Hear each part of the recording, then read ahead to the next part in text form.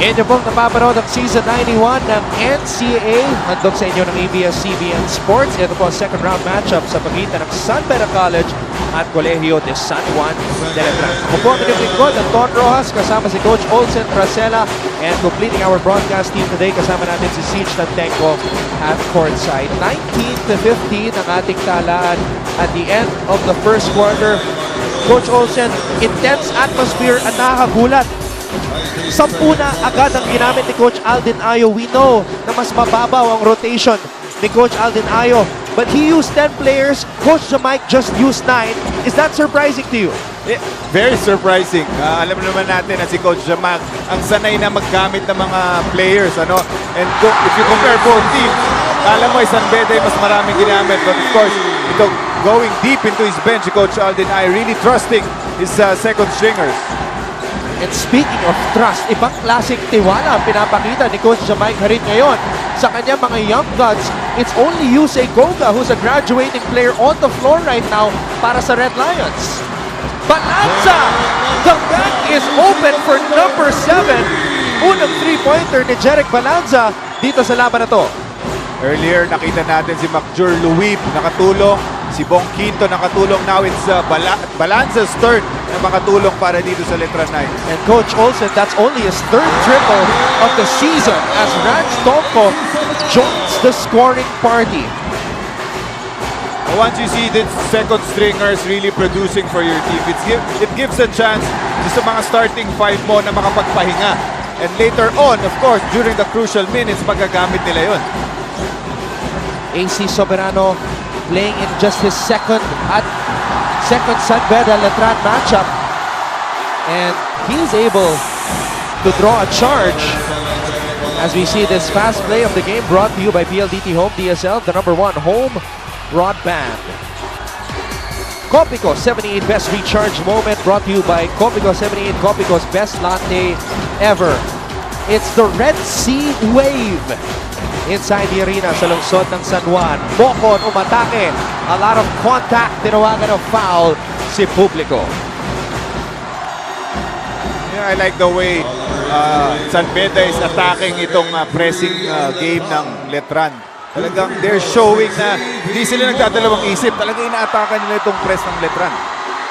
Beda alumnus, grade school, high school, and college. Coach Jamaic rin, first season bilang head coach ng kanyang alma mater. Na ating kasama si CJ Tantenko. Actually, nakabisita yan sa practice ni Coach Jamaic nung Wednesday.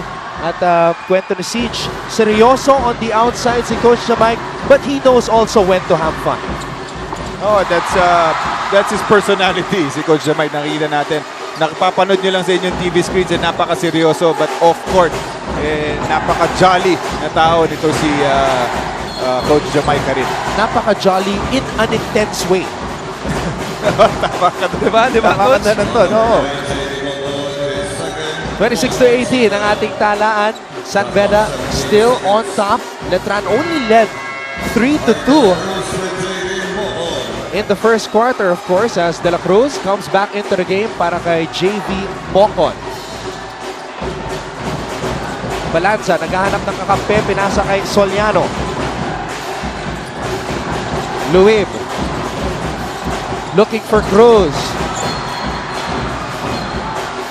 May foul na tinawag. Puntahan muna natin ngayon si Siege Tantenko.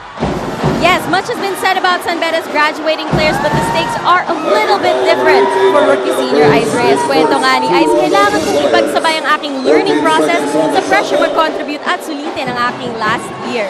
Defensive role nga ang iniata sa kanya ni Coach Jamaic. At kwento ni Ice nung start ng season, atat na atat daw siyang agawin lahat ng bola to the point na mas nagtuturn over siya, mas nagkakamali. Maganda ang naging advice sa kanya ni Coach. Sabi ni Coach, defense isn't about how many balls you steal, it's about how miserable you make your opponent's shooters.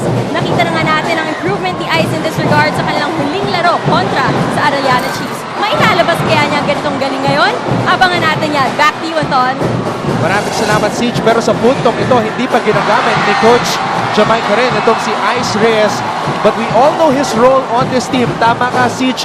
Defensive specialist nga itong si Ice Reyes. Yes, normally, si Ice Reyes comes in dito during this part of the game, the second quarter. And you're right, Anton. Siyang defensive player or defensive stopper nitong si Coach Jamaica rin. Samantala, AC Soberano, pangatlong 3-pointer dito sa laban na to. He is the breakout performer para kay Coach Jamaica rin. Oh, if Ice Reyes is a designated stopper ng San Beda, ito naman si Soberano ang designated shooter ni Coach Jamaica rin. Soberano is a 32% three-point shooter at nakikita natin yung kanyang accuracy from downtown dito sa Aztec. Master Guapo move of the quarter. Watch out for more Guapo moves powered by Master. Sikreto ng mga Guapo. Ito na ang pinakamalaking kalamangan ng Red Lions dito sa ating bakbakan. Red Lions on a 13-3 run. 3 out of 3 from downtown para sa rookie na si AC Soberano. And this is a totally different San Beda team we're seeing compared to the one we saw against Arellano. Grabe linalaro nitong San Beda na ito ngayong, especially in this quarter, second quarter. Big Mac Andaya, Coach Olsen, parang sa posture niya, parang gusto niyang pumasok sa game. Tsaka talagang very Big Mac, ano? Ang laki-laki. Nagliliit yung mga katabi niya. Big Mac Andaya, of course, part of the 2005 Letran Knights Championship team. Also coached by Coach Louis Alas.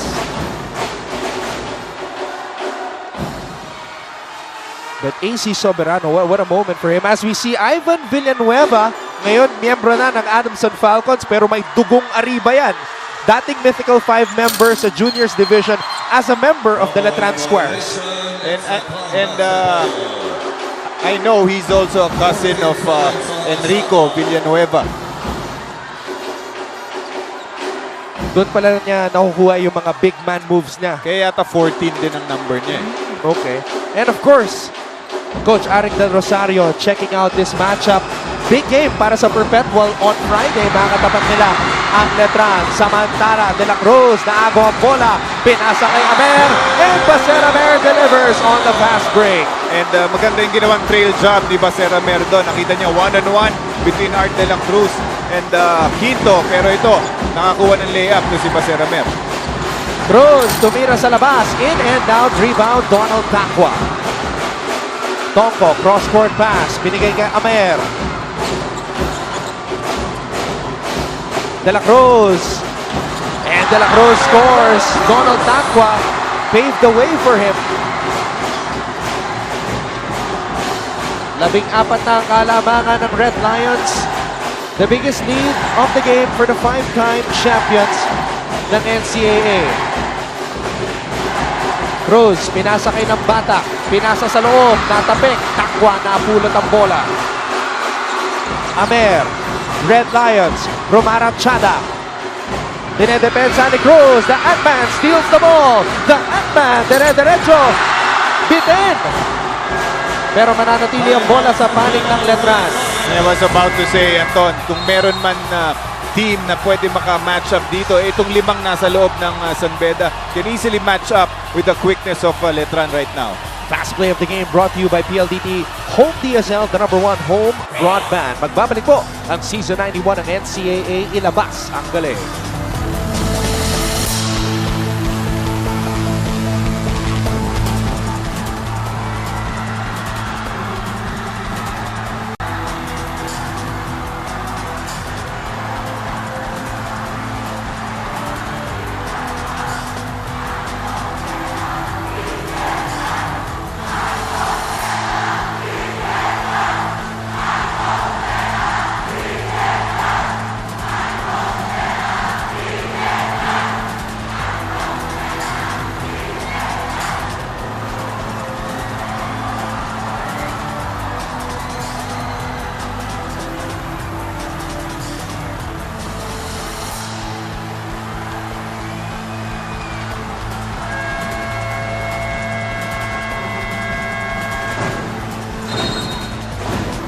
I wouldn't want to be anywhere else in the world right now. I'm enjoying my seat right here as we see the pretty faces dito sa ating Smile You're On Camp segment. There are 2 big screens dito sa loob ng arena sa lungsod ng San Juan. It is an electric atmosphere. Wala pa tayo sa Final Four, Pero ganito na ang sitwasyon dito as San Beda locks horns with Letran. Letran poor shooting from the three-point line and from inside the arc from the three-point line, just 33%. From two-point range, just 20%. Samantala, etong San Beda in the 60s. As Donald Tangua scores underneath. Palagi natin binabanggit yung quickness ng Letran na nagiging problema against some of the teams or most of the teams. Pero kung titingnan natin itong lineup ngayon ng San Beda, sinabi ko kanina na kaya nila mag-match up dito sa quickness ng Letran. You have Tangua inside, you have Art de la Cruz playing the 4 right now, and then 3 guards. You have Soberano, Koga, and Amer. Si Coach Jamaic started with a big lineup, pero mukhang mas maganda itong lineup na naglalaro ngayon to match up against the quickness of Letran. Well, we spoke to Coach Jamaic rin before the game. Ang sabi niya, he wants an up-tempo game. As Cruz showing us what up-tempo is all about, generating a turnover and scoring on the break. Pero dahil nga sa makeup ng kanyang kumanan, Coach Jamaic rin going with the veterans and the big men, kaya hindi sila masyado makatakbo with his starting 5. De la Cruz, pinasa sa loob, naagaw. Dire-diretso on the fast break. Nothing there para kay Bong Quito. It's San Beda basketball. Amer, huminto, tumira, wala, rebound Rakal. Yun ang kumpiyansa para sa iyo. Ano? 1 against 2. Tapos titigil ka sa 3-point area para tumira ng 3-point shot. But he has the license to shoot that. Ito si Baser Amer. Baser Amer with 4 points so far dito sa ating laro. Nambatak. Letran misfiring. As Amer hits the deck, San Beda will slow things down. Letran, 3 for 10 from the three-point line. As a team, they are shooting 29.7% from beyond the arc. Amer, nalibre sa labas. Biten, rebound Rakal. So far, magandang linalaro nito ni Tangua. So, feeling ni Coach Jamaic, hindi pa niya kailangan. Ito si Ola Adiogun. No good on that 3 by Bong Quito. At tinawagan ng foul. Itong si Rain Nambatak as we see this strong move of the game brought to you by PLDT Home DSL, the #1 home broadband.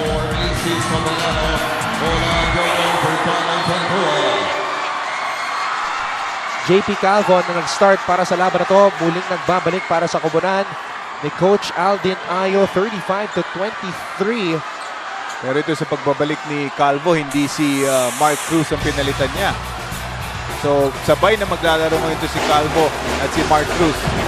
Strong move of the game brought to you by PLDT Home DSL, the #1 home broadband. Letran is most deadly when they do things like this. Steal the ball and attack on the break. The #1 team pagdating sa points of turnovers, the Letran Knights.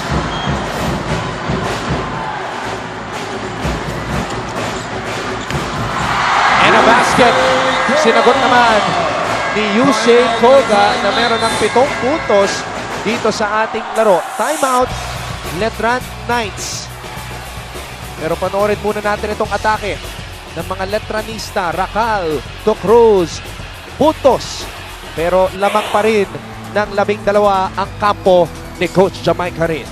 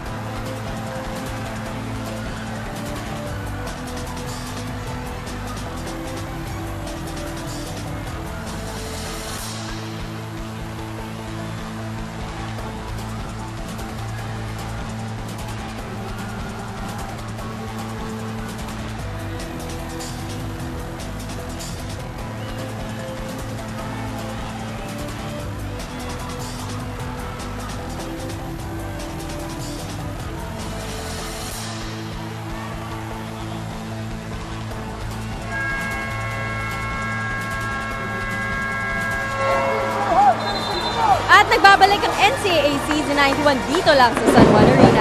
Saan nga bang paboritong tabayan ng ating Letran Knights? Mamayang halftime, ang kanilang players mismo ang mag-iikot sa inyo. Sila ang tour guide nyo around the Rivalry. Abangan natin yan, Anton, Coach Olsen. Maraming salamat, Siege. You know, Coach Olsen, every time I go to Letran or Mapua, sa Intramuros, I feel like I'm going back in time. Oh, grabe. Doon mo makikita, medyo luma talaga yung mga building na makikita mo doon eh. Kaya naman, napakataas ng pride ng mga estudyante, ng mga Colegio de San Juan de Letran. And they want to be able to achieve #1 status kung sakaling mananalo sila dito sa ating bakbakan. It is the Red Lions versus the Knights as Adiogun checks back into the ball game. Oh, extended rest for Ola Adiogun dahil sa pinakita ni Tanko ang laro. Pero samantala dito naman sa Letran, extended minutes naman para dito kay the Ant-Man Mark Cruz na wala pang pahinga simula nung pinasok siya nung maaga pa lang doon sa first quarter. Agawan para sa loose ball, napulot ni Soliano. Falling out of bounds at babalik ang bola sa panig ng Red Lions. Definitely, the energy of the Red Lions very much different kumpara sa ating nakita sa kanilang laban kontra sa Arellano. Joanna Tolentino watching from or via live streaming at feel na feel niya ang energy. Thank you so much, Joanna, for checking out this matchup. Hazel Viñaraza naman, finals na ba? Well, hindi pa. Meron pa tayong tatlong laro na magaganap ngayong darating na Biyernes. This is the fourth to the final game before the elimination round ends. But yes, it feels like we're in the Final Four or the finals. This is a high-stakes game sa pagitan ng Knights at Red Lions.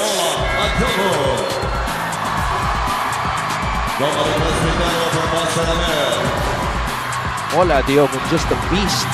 The 6'8" Nigerian.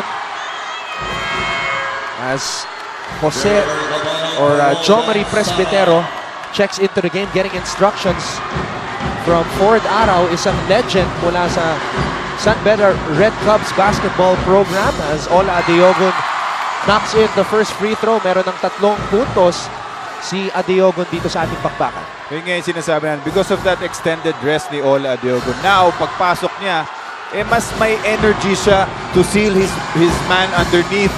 Mas makikita ng kanyang mga passers, specifically to si Art de la Cruz, yung malaking katawan ni Ola Adiogun sealing sa ilalim. 39-25 in favor of the 5-time defending champions. Ng Batak, pinasa sa kanto. Calvo, hinahanap si Cruz. 10 seconds to go on the shot clock. Ant-Man, umatake. The Stingray drives. The Stingray back to the Ant-Man, who fades away. No! Rebound de la Cruz, but he could not hold on to the basketball. Balik ang bola sa panig ng Letran. Right now, itong Letran really missing on their shots, but bigyan nyo ng credit. Bigyan natin ng credit kung San Beda dahil talagang hindi sila nagbibigay ng open shots. Hinahabol talaga nito yung mga shooters ng Letran. Bagong pagkakataon para sa Knights na makapuntos. Soliano hands it off to Nambatak, and that's a foul away from the ball. Jomari Presbitero tinawagan ng foul. So isa na lang, nasa penalty na ang Red Lions. And when you're a rookie in this type of atmosphere, you have no choice but to try your best to perform. At mukhang may ginawang patama itong si Calvo. Sa sequence na yon, nakita ng ating official. Kung makikita nyo, yung San Beda bench actually nagre-reklamo dito sa ating referee number 51, referee Carferio, if I'm not mistaken. Pero ang nakakita dyan sa action na yan was the farthest referee, which is why we have 3 referees para makita yung gatong action. Pero huling-huli nga naman ito si Calvo doon. Unsportsmanlike foul tinawag dito kay Calvo. So Kanina, Kevin Racal tinawagan ng technical foul for using profane language. Ngayon naman, unsportsmanlike foul ang tinawag dito kay JP Calvo. This is San Beda Letran indeed. Grabe yung physicality nitong larong ito. Anton, pinag-usapan natin nga what's at stake in today's game. Kaya naman, parang playoff atmosphere na yung nakikita natin dito as you see another look at that slow-mo. Alam naman natin kung gaano katindi ang rivalry sa pagitan ng dalawang eskwelahan na ito, San Beda versus Letran. Lalo na dito sa NCAA. That is JP Calvo with a disqualifying foul. Now, after reviewing that sequence, dahil above the shoulder yung pag-atake nitong si JP Calvo with that elbow, na-upgrade yung unsportsmanlike foul to a disqualifying foul. And a disqualifying foul means you are ejected from the game. And most probably, baka hindi ka pa makalaro dun sa next game mo. At meron pang isang game ang Letran to end the elimination round on Friday. And that's going to be a crucial game again for Letran. If they lose this game, they'll be in danger of missing the Final Four. So malaking bagay ron. Really not a smart move by Calvo. Pero yung effect nun actually on this game, Anton, is because of nangyari kanina, linabas agad si Calvo early in the first quarter. Binanggit natin yung extended minutes nitong si Mark Cruz na hindi pa nagpapahinga ngayon. Ngayon, without Calvo there in the second half, sa tingin ko mas mahaba pang lalaroin ni Mark Cruz. Ang tanong is, will he still have that energy going to the final minutes of the fourth quarter? Samantala, Jermer Cabana, the hot shot from West Negros University sa Bacolod, able to score off of a fadeaway. Cruz, dinabas ang bola. Racal for three. In and out. Rebound de la Cruz. May halong malas na rin yan, Anton. Kevin Racal usually makes his three-pointers. Mintis doon sa larong yun. Now, Letran as a team is 3 out of 14 from beyond the arc. Talagang nagre-rely sila, Coach Olsen, sa kanilang three-point shot. Compared to San Beda, San Beda has only taken 9 threes, 4 out of 9 ang kanilang field goal shooting clip as we see the sea of red. And that's a deadly combination, Anton. Ano, yung fast-breaking game ng Letran, complement that with their three-point shooting. Even on the break, tumitira ng 3 points yan. Pero yun nga, pag bumaba ang field goal percentage mo, especially from the three-point area, mas sasag na yung depensa ngayon. So mas magkaklag sa ilalim, making it difficult for the penetrators of Letran. At so ngayon nga, only 25 points to show dito sa ating first half. At nakikita natin yung full support mula sa dalawang kampo, mga Bedista at Letranista. Todo bigay, all out para sa mga magigiting na manlalaro ng kanilang eskwelahan. Ola Adiogun sa loob. Ola Adiogun, 6 na puntos dito sa ating laro. Good entry pass by Art de la Cruz. Nakita niya, Ola Adiogun had the advantage underneath. This is now the biggest lead of the game for the Red Lions at 18. Cruz stops, pops, does not drop. Rebound, Ola Adiogun. At dyan po nagtatapos ang unang 20 minutes ng ating laro. Copico 78 best recharge moment brought to you by Copico 78, Copico's best latte ever. Well, right now, Anton, 18-point lead itong San Beda, but if there's one team na kayang-kayang bumalik dito sa 18-point deficit na ito, Letran yun. Grabe ang pinakitang puntos ng Letran, rather San Beda dito sa second quarter. 24 points from the Red Lions. Samantala, ang Letran just scoring 10 points in the second quarter, Coach Olsen. Oh, again, nahihirapan sila on the offensive end.